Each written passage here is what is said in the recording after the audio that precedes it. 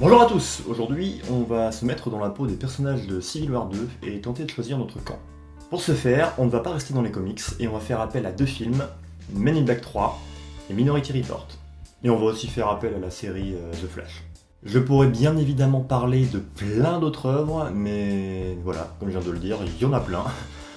Donc on va se limiter à ça. Bon, je vais me permettre de spoiler Civil War 2, étant donné que la série a débuté il y a pratiquement un an aux États-Unis et le premier numéro est paru il y a un peu plus d'un mois en France. Donc voilà. Ulysse, un étudiant à l'université d'État de l'Ohio, est exposé à la brume tératogène, le transformant ainsi en inhumain. Il devient capable de prévoir les événements futurs. Ce pouvoir divise les héros sur la façon de l'utiliser. Captain Marvel pense qu'il faut punir le crime avant qu'il ne se produise, alors qu'Iron Man pense que la punition ne peut pas venir avant le crime. Dès lors, il nous faudra à nous lecteurs choisir notre camp. Du coup, le problème est là, la question du crime. Est-ce qu'un crime reste un crime s'il n'a pas eu lieu? Peut-on réellement le punir? C'est une question que se posait déjà le romancier Philip K. Dick avec sa nouvelle Minority Report parue pour la première fois en janvier 1956. Voyons comment la résume Wikipédia. L'histoire se déroule dans une société où les meurtres peuvent être prédits à l'aide de mutants doués de précognition, les précogs. Paradoxe et réalité conditionnelle commencent à émaner de ces précogs, lorsque le chef de la pré-crime, la police de Minority Report, reçoit une précognition, révélant qu'il tuera prochainement un homme qu'il n'a jamais rencontré ni connu. Bon ok, tout le monde connaît plutôt le film de Spielberg datant de 2002 avec Tom Cruise. Et je ne cache pas qu'il fait partie de mes films préférés que j'ai vu un nombre incalculable de fois. Bon ok, une petite dizaine de fois. Mais ce film a le mérite de poser exactement les mêmes questions que Civil War 2, pas seulement par rapport au crime. À la fin, John Anderton prend le contrôle de son futur et trompe son destin. Néanmoins, c'est pas ça qui va nous intéresser en premier lieu. Les précogs, par leur prémonition, ont réussi à empêcher certains meurtres. De base, ils peuvent changer le destin d'une personne, et même de plusieurs personnes, du criminel, de la victime, etc. Car leur fonction est justement de changer le cours des choses, prouvant ainsi que le futur n'est pas immuable.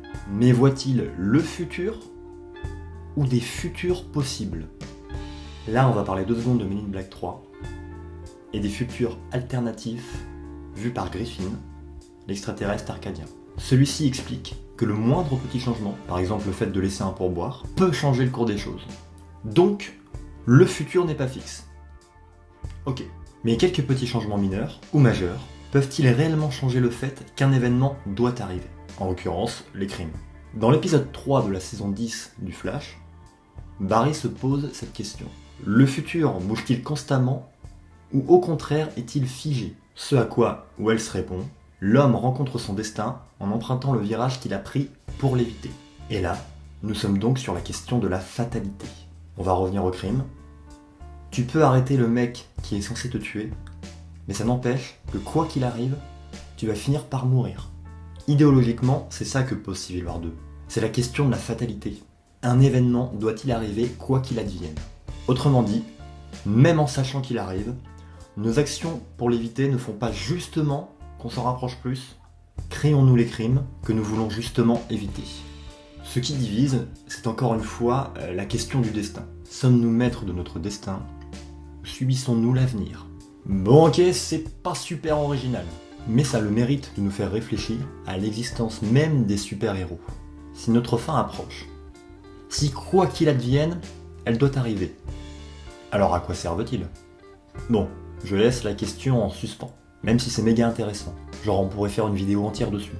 Alors, dans quel camp irais-je? Captain Marvel ou Iron Man? Là, je vais parler de moi et de ma position. On va partir du postulat qu'on ne peut échapper à son destin. Nous subissons les événements. Connaître le futur, qu'il soit seul ou alternatif, suppose de tout contrôler. Et là, je vais devoir faire une différence entre planifier quelque chose, par exemple un plan d'attaque de la part de nos super-héros et super-héroïnes, et contrôler quelque chose.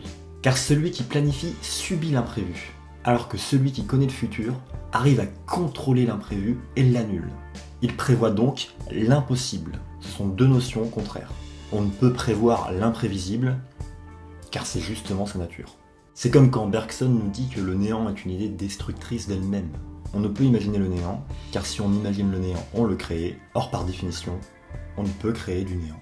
Oui, petite référence aux philosophes. Ah bah c'est pas parce qu'on lit des comics qu'on est forcément des incultes, hein. Bref, prévoir l'imprévu est impossible. Sauf si l'on est omniscient et omnipotent. Autrement dit, sauf si on est Dieu. Et là... Et puis il y a une notion que je n'ai pas abordée. C'est qu'on ne voit pas forcément le futur ou des futurs possibles, mais on peut voir des fragments de futur ou de futurs possibles. Ce qui peut poser des problèmes, notamment de tirer des conclusions trop hâtives. Bon, allez, moi je vous laisse avec ça. Comme d'hab, vous faites ce que vous voulez. Hein. Moi je vais aller regarder Minority Report parce que c'est trop bien. Voilà, bisous.